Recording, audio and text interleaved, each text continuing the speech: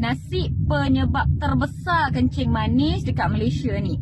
Tak percaya tengok infografik ni. Nampak tak ikatan kimia nasi ada banyak sangat komponen-komponen glukos. Glukos ni gula lah.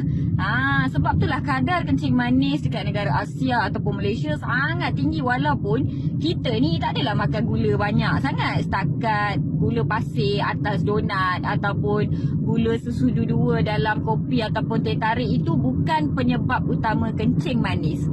Kompleks karbohidrat macam nasi, roti, capati, roti canai dan sebagainya, kuih muih semua ya yang ada tepung adalah penyebab utama kencing manis yang menyebabkan kadar kencing manis di negara kita makin lama makin meningkat, makin lama makin meningkat. Sebab orang kata, saya tak minum air manis, jadi saya tak dapatlah kencing manis. Ada orang rasa saya tak ke pun minum air macam teh tarik ke kopi ke.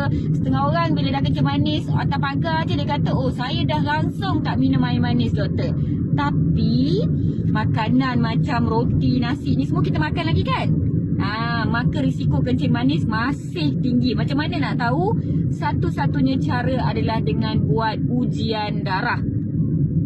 Nak tahu risiko kencing manis, nak tahu risiko kolesterol tinggi, nak tahu risiko penyakit-penyakit yang lain, kena buat ujian darah, kena periksa, kena berjumpa dengan doktor.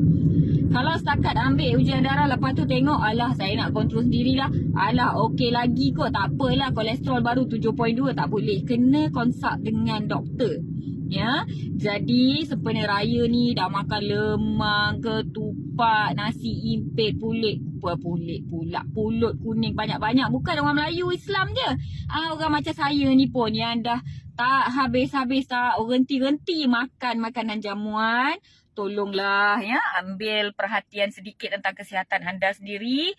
Buat ujian darah, periksa, berjumpa dengan doktor. Ni Dr. Mala dah payung ujian darah lengkap, full blood count, cek buah pinggang, cek hati, cek kolesterol, cek kencing manis, cek air kencing sekali. Air kencing ni penting nak tengok kencing manis ni dah lama ke, ada buah pinggang bocor tak, nak tengok protein bagai, ada kotor tak, ada pigmen. Sangat-sangat penting dah. Yang penting lepas ambil ujian darah kena dapatkan konsultasi doktor. Ni saya payung RM59 sahaja untuk ujian darah dan konsultasi dengan doktor dekat klinik kawan saya je. You all boleh call, buat appointment dan pergi buat ujian darah. Sejak daripada 9 April hari tu dah start, tapi Dr. Mala terlewat sikit nak ingatkan korang, tapi masih belum terlewat sebab promosi ni kekal sampai 30 Mei 2023. Jadi panjang lagi waktu. Saya sangat-sangat minta bantuan you all semua. Tolong pergi buat ujian darah. At least ketahui risiko anda. Ketahui di manakah tahap kesihatan anda. Nak makan ubat ke tak nak, yang tu belakang kira. Yang penting, check.